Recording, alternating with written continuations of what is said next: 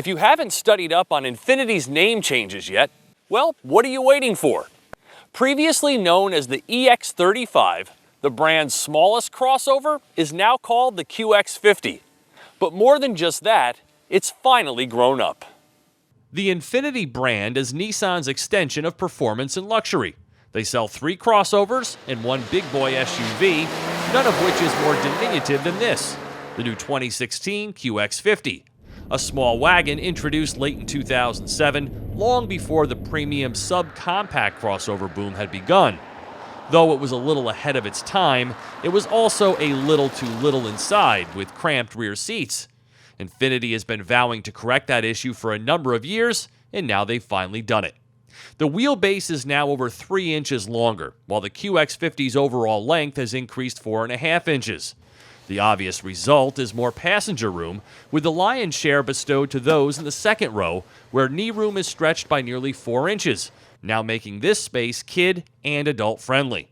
The seats don't slide or recline, and they're not heated, but when it comes time to haul the flat screen home, they split fold via power-operated switches from each side of the rear, and for added convenience, the seats can also be raised from the front. And with a low load floor and wide hatch, cargo volume is not only easy to access, but more plentiful than its key rivals. Need a place to hang your coat? Opt for the deluxe touring package, and the hangar is yours. It's been nearly 6 years since I've driven one of these, and much to my surprise, not much has changed other than the increased rear seat room. Visually speaking, Infiniti has done very little in here over this vehicle's lifespan, and that is a bit of a disappointment. Not that I'm advocating change simply for change's sake, but items like the infotainment system, information display, knobs, and switchgear all look long in the tooth.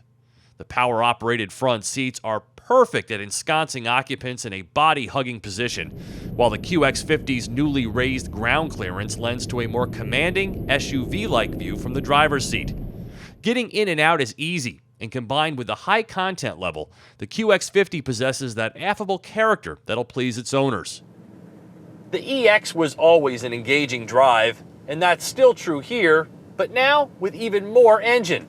This is a racy personal crossover with speed on its mind, quick weighty steering, and a sport-tuned suspension set for firm controlled motions.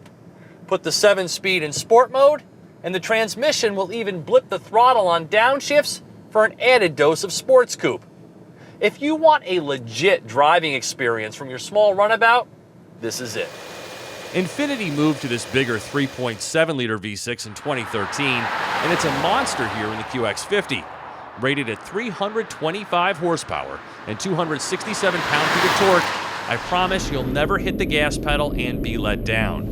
Without direct injection and requiring premium unleaded, however, there's a price to be paid for this level of motor. It's rated at only 20 mpg in combined driving.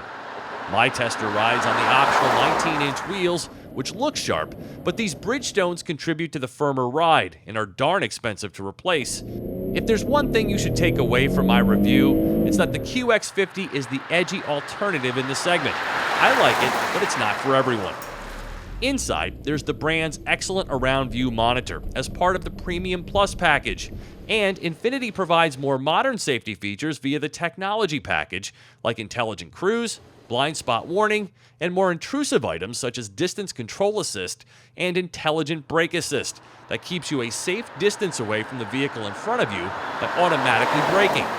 Though I could see that as being useful in congested city driving, I didn't care for it around here. Gladly, the QX50 has a few buttons that can easily deactivate the features you're not in love with. Fully loaded, this QX50 all-wheel drive stickers for $44,935, while a rear drive model is also available. The updated appearance and new blue paint choice truly give the QX50 a unique look, a design of Japanese elegance that I kind of dig. If you don't mind a touch of staleness, the QX50 is a sporty personal statement full of features at a very competitive price. For TestDriveNow.com, I'm Steve Hammis.